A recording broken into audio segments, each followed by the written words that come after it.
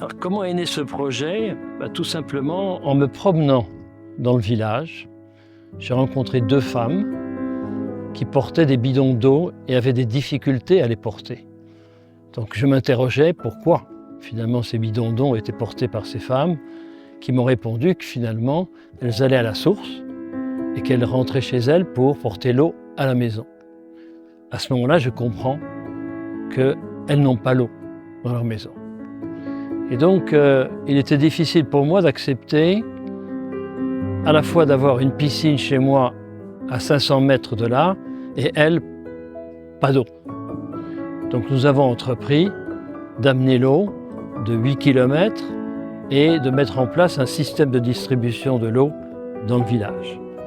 À partir de là, la question se pose, quel avenir finalement dans ces villages? Quel avenir pour ces enfants que l'on voit partout dans ces villages en train de traîner partout?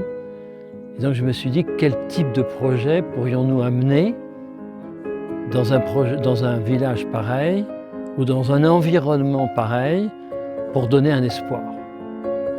Et donc, je me suis dit que peut-être la seule chose que je pourrais faire, c'est faire un hôtel, parce que les hôtels emploient beaucoup de monde et on peut le faire d'une façon particulière en intégrant le village complètement, en formant les gens du village à un service hôtelier et en réhabilitant en même temps le village. C'est ce que nous avons fait. Pour bien comprendre la spécificité de notre hôtel, c'est que nous avons une partie de l'hôtel qui est construite dans le village, c'est-à-dire au milieu de cette population difficile qui vit dans des conditions difficiles, où nous avons voulu que le hammam traditionnel, les salles de massage soient là pour tout l'ensemble de l'hôtel, et nous avons construit 4 maisons autour de ce hammam, et donc les clients peuvent choisir soit d'être dans cet environnement de village ou bien face à l'océan. D'accord ? À partir de là, on fait vivre aussi le village.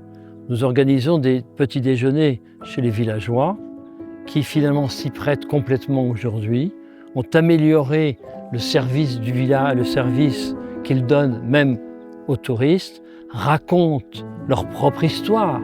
Et donc c'est ça qui est extraordinaire.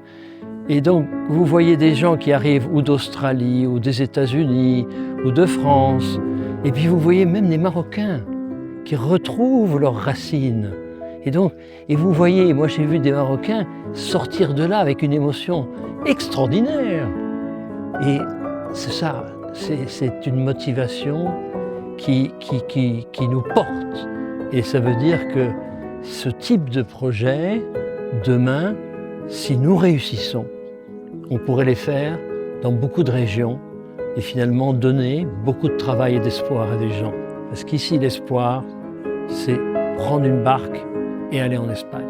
Ce projet, pour moi, se trouve dans un Maroc éloigné, voire même oublié. Et c'est peut-être son charme. Que vous soyez dans un de ces villages environnants du nord du Maroc, ou que vous soyez face à l'océan, y faire un projet ici vous donne des obligations. Et vous êtes dépositaire de ces obligations. Pourquoi ? Tout d'abord, pour la préservation du site, pour son environnement, parce qu'il est resté intact. Et ça, c'est une obligation majeure, parce que c'est un bien universel. Ensuite, on ne peut pas penser faire un projet dans une région pareille s'il n'est pas pensé dans le sens d'un développement humain pour les populations locales. Donc, 2 obligations essentielles, la préservation et le développement humain. Nous nous inscrivons totalement dans ces options.